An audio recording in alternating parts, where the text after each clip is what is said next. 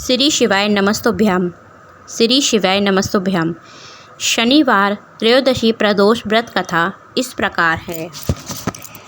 गंगाचार्य ने कहा, हे महामनि, आपने शिव शंकर की प्रसन्नता हेतु समस्त प्रदोष व्रतों का वर्णन किया।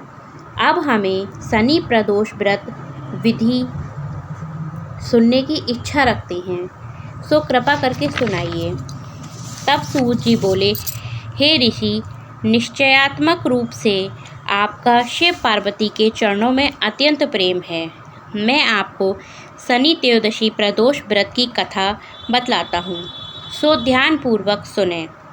पुरातन कथा है कि एक निर्धन ब्राह्मण की स्त्री दरिद्रता से दुखी हो शांडिल्य ऋषि के पास जाकर बोली, हे महामुनि, मैं अत्यंत दुखी हूँ, दुख निवारण का उपाय बतलाइए। मेरे दोनों पुत्र आपकी शरण में हैं। मेरे ज्येष्ठ पुत्र का नाम धर्म है, जो कि राजपुत्र है, और लघु पुत्र का नाम शुचिव्रत है। अतः हम बहुत दरिद्री हैं, आप ही हमारा उद्धार कर सकते हैं। इतनी बात सुन ऋषि ने शिव प्रदोष व्रत करने को कहा। तीनों प्राणी प्रदोष व्रत करने लगे। कुछ समय पश्चात प्रदोष व्रत आया।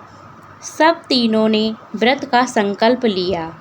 छोटा लड़का, जिसका नाम शुचिव्रत था, एक तालाब पर स्नान करने को गया तो उसे मार्ग में स्वर्ण कलश धन से भरपूर मिला। उसको लेकर वह घर आया। प्रसन्न होकर माता से कहा कि माँ, यह धन मुझे मार्ग से प्राप्त हुआ है। माता ने धन देखकर शिव जी की महिमा का वर्णन किया। राजपुत्र को अपने पास बुलाकर बोली, देखो पुत्र, यह धन हमें शिव जी की कृपा से ही प्राप्त हुआ है, अतः प्रसाद के रूप में दोनों पुत्र आधा आधा बांट लो। माता के वचन सुन राजपुत्र ने शिव पार्वती का ध्यान किया और बोला, पूज्य, यह धन आपके ही पुत्र का है, मैं इसका अधिकारी नहीं हूँ। मुझे शंकर भगवान और माता पार्वती जब देंगे मैं तब लूँगा। इतना कहकर वह राजपुत्र शंकर जी की पूजा में लग गया। एक दिन दोनों भाइयों का प्रदेश भ्रमण का विचार हुआ। वहाँ उन्होंने अनेक गंधर्व कन्याओं को क्रीड़ा करते हुए देखा। उसे देख शुचिव्रत ने कहा, भैया, अब हमें इससे आगे नहीं जाना चाहिए। इतना कहकर शुचिव्रत उसी स्थान पर बैठ गया। परंतु राजपुत्र अकेला ही स्त्रियों के बीच जा पहुंचा।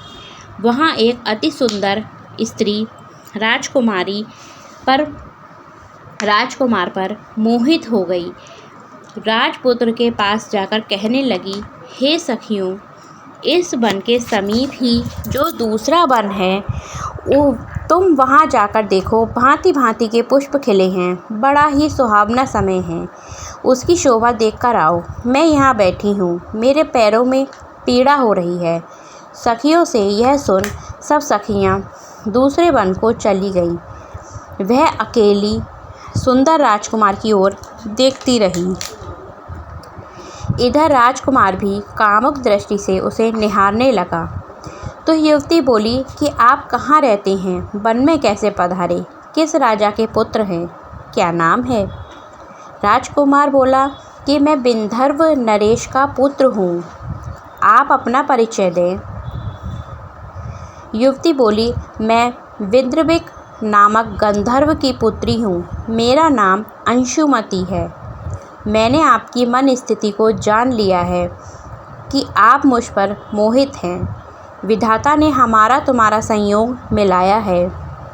फिर युवतियों ने मोतियों का हार राजकुमार के गले में डाल दिया।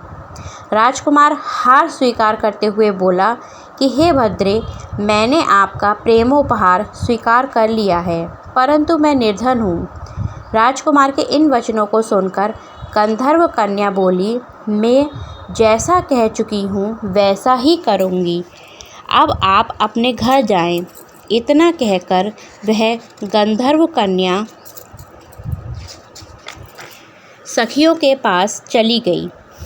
घर जाकर राजकुमार ने शुचिव्रत को सारा वृत्तांत कह सुनाया। जब तीसरा दिन आया तो वह राजपुत्र शुचिव्रत को लेकर उसी वन में जा पहुंचा। वहीं गंधर्वराज अपनी कन्या को लेकर जा पहुंचा। इन दोनों राजकुमारों को देख आसन दे दिया और कहा, मैं कैलाश पर गया था।